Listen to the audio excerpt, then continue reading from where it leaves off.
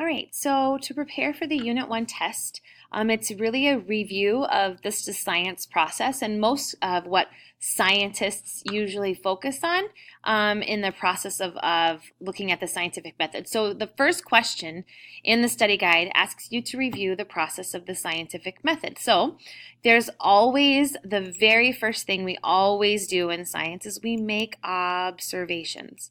We observe the world around us. Once we observe the world, that leads us to question and to think, why is this happening? Then that leads us to make a guess of why it's happening, make an inference, make a hypothesis.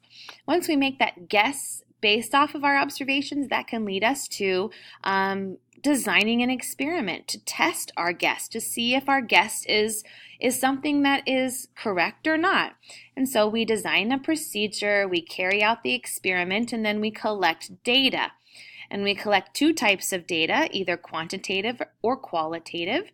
We analyze that data, we form conclusions, and we then see whether that data supports our hypothesis or if it rejects our hypothesis, our guess. And if it's rejected, which is mostly what real science happens, is it's usually rejected, then you start the whole cycle again. You revise and design a new hypothesis with a new experiment with new data collection.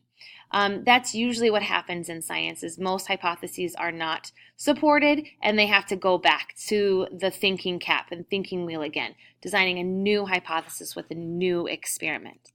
And so on your study guide, the next question is, what is an observation and how are observations different from the word inferences?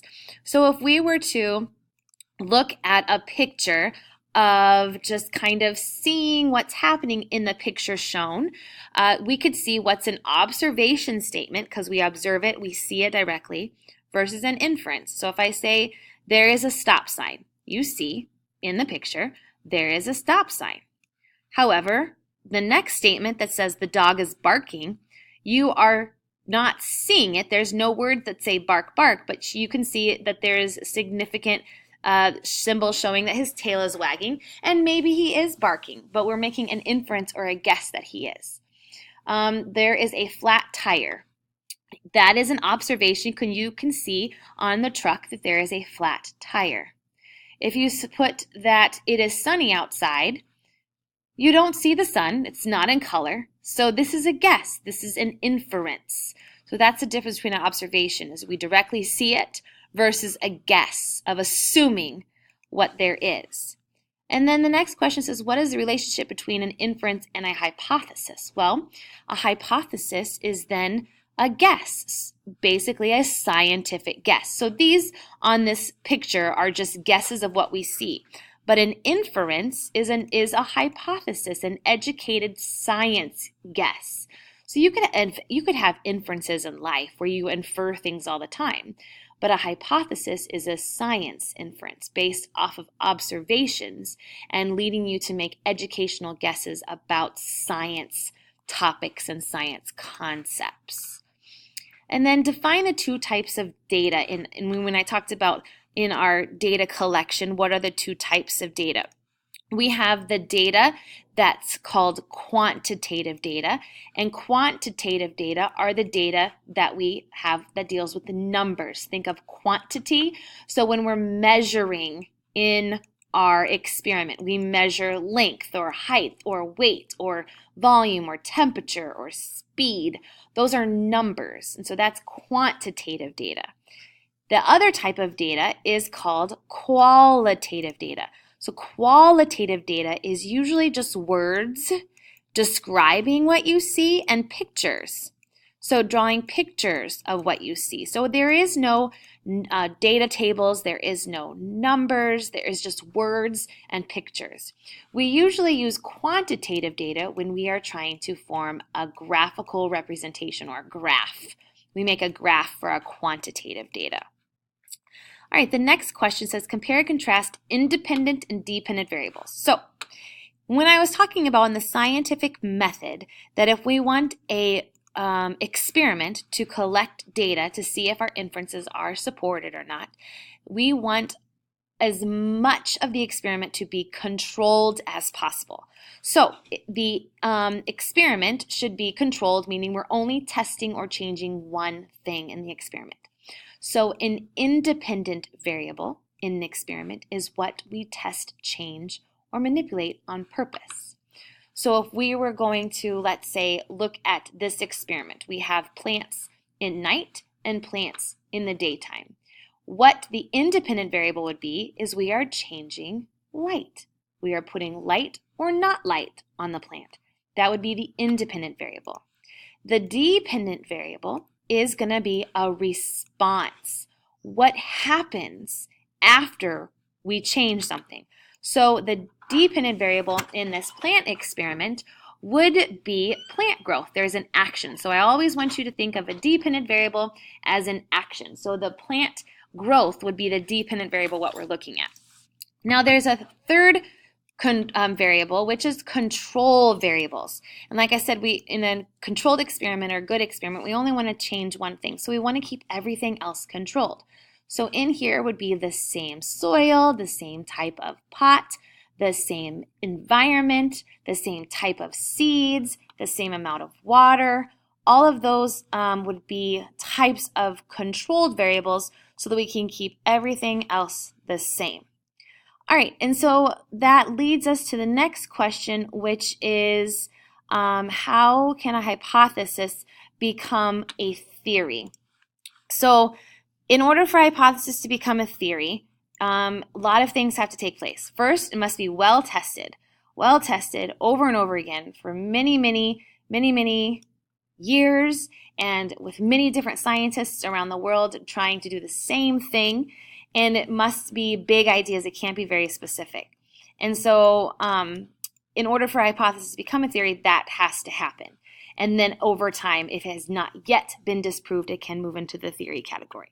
So if you look in the Venn diagram, here I have they both are testable and they both are predictions, but a hypothesis is only one experiment and a theory is many.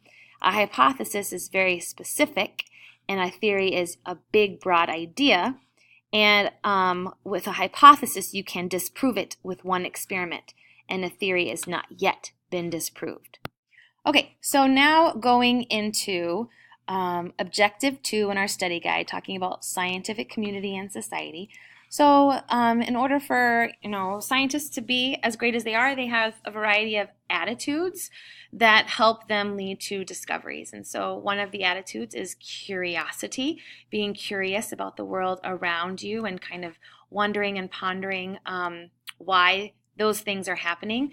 That leads to then skepticism of other peers in the science world, being skeptical and reading their experiments and their research papers and just being skeptical and then trying them out themselves.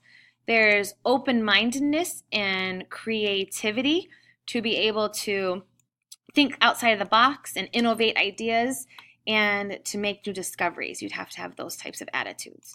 And to bring in another component of science and society is having peer reviews. And the reason why we want to have peer reviews in the scientific world is so that we can have people check our work, check for biases, check to see if there's any mistakes or faulty data or information that might be skewed in a certain way so that we can have the most accurate information out there to the public. So then we're moving on to the last objective, which is what is biology? And so biology is the study of life. And so there are 8 characteristics of an organism to be considered alive if they have all 8. And so the first one is that all living things have a genetic code or DNA. All living things must respond to their environment.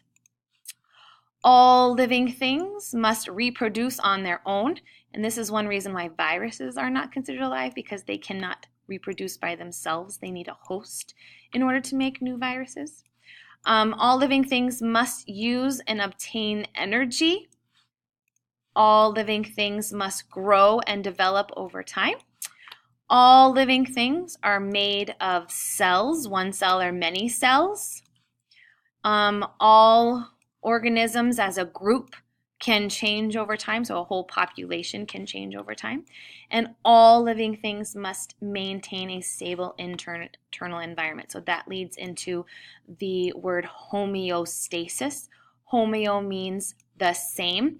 And so what that means is we want to maintain a same constant internal environment, whether that's a temperature number, whether that's a pH level, whether that's water moving in and out of our cells. We want to constantly be maintaining homeostasis.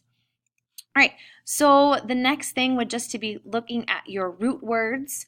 So bio means life, homeo means the same, ik means of or pertaining to, ist is a person who studies or practices, lagi means study of, and org means living.